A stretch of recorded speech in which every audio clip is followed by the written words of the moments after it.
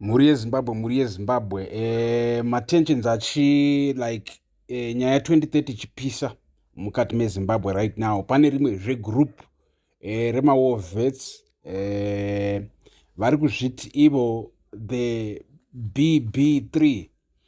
So the BB3 vari kubudikira ivo vane Twitter handle yavo, tichakupai zita pavaposta vachitaura nezvedocument ravari kuzosubmita mangwana kuparliament.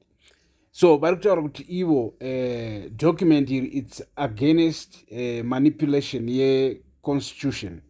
Document iri riri kuramba the extension yepresident until 2030, riri kuramba the 7-year terms. Riri kuramba also kuti the main thing chiri kurambwa nedocument iri according sezvavataura its nyaya yekuti these guys, they have suggested changes to the constitution, but they want to go ahead and implement that without a referendum, which is the biggest manipulation yeconstitution iripo iri kuda kuitwa kuti paitwe zvinhu zvakakura kudaro pasina referendum. Pari kufanira kuitwa mareferendum maviri kuti whatever these guys are suggesting kuti zvibudirire zvite come to true. So tose toziva kuti kune another group riri kutungamirirwa retired air marshal Henry Muchena and then now tava BB3 according so tichaona kuti mangwana kuchasubmit another document kuparliament.